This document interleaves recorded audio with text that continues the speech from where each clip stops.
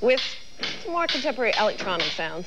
And sure enough, now he's on this side of the pond, and he's released his second album called Bothy Culture.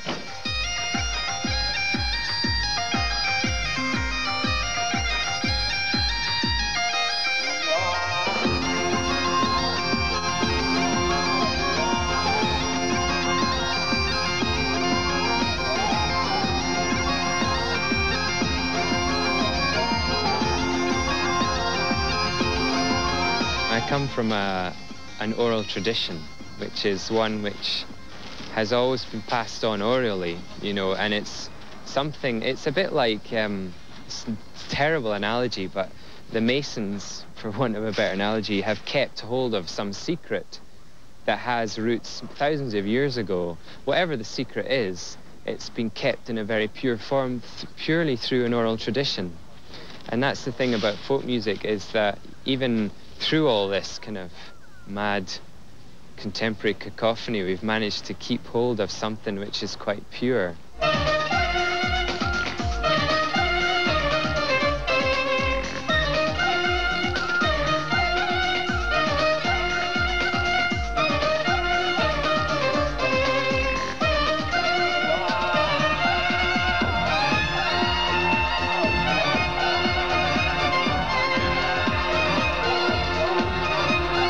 I hate describing what I'm doing just because I don't even like describing other people's music. I just don't feel I have the rhetoric.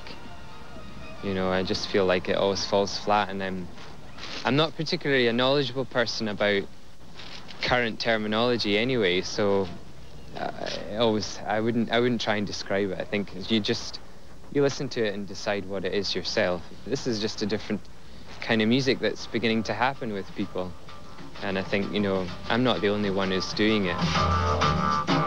We'll knock and mutton, we'll brew, we'll drink and we'll laugh and sing and rejoice, man. And many bro thanks to the mickle black deal that dance to war with excise, man. The deal's a war, the deal's a war, the deal's a war with excise, man. He stands the war, he stands the war. He stands the war with excise, man.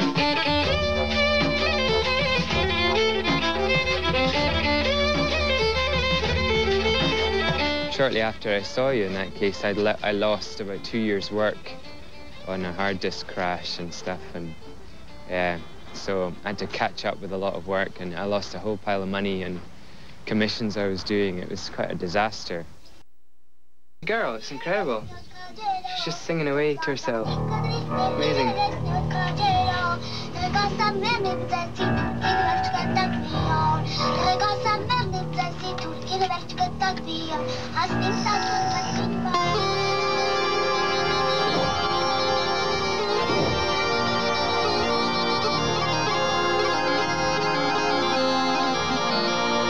The actual computer side of it is where all the work goes, sadly to say. I mean, the instrumentation, I generally just put a mic up and record the instruments as they are.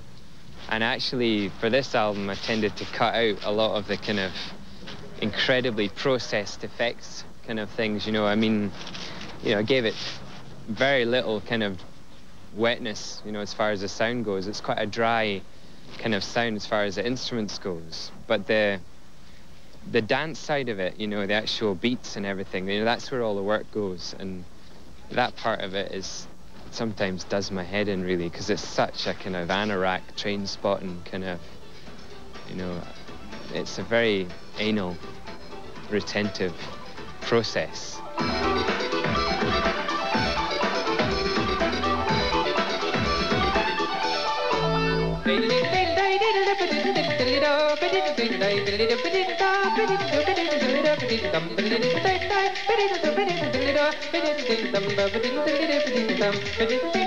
I can't wait for the day when this kind of movement has blossomed and, you know, burnt itself out for us to get back to what music's really about.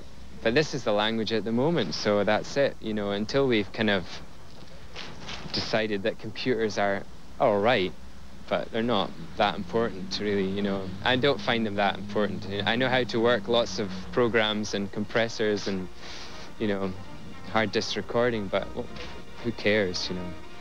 It's It's just the tools at the moment.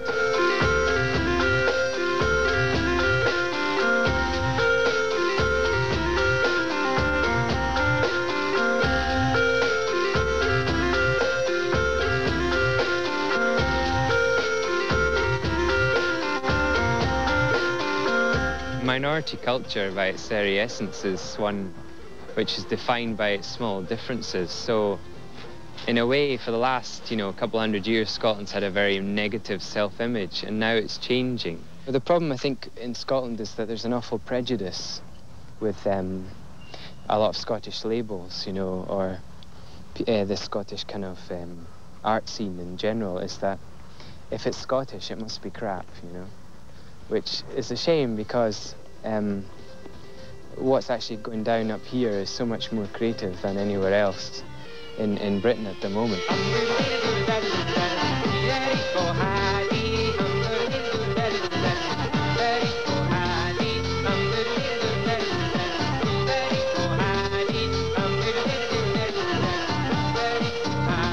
People don't like bagpipes in Scotland, as far as I know. It's changing slowly, with younger people saying, no, they're cool. But even myself, I've been embarrassed somewhat by the fact that I played pipes, so that's why I went into the other types of music, to just say, well, to hell with you, I can do the other stuff too, So it's kind of been it's been a sort of chip on the shoulder kind of, it's difficult. I think it's changing slowly.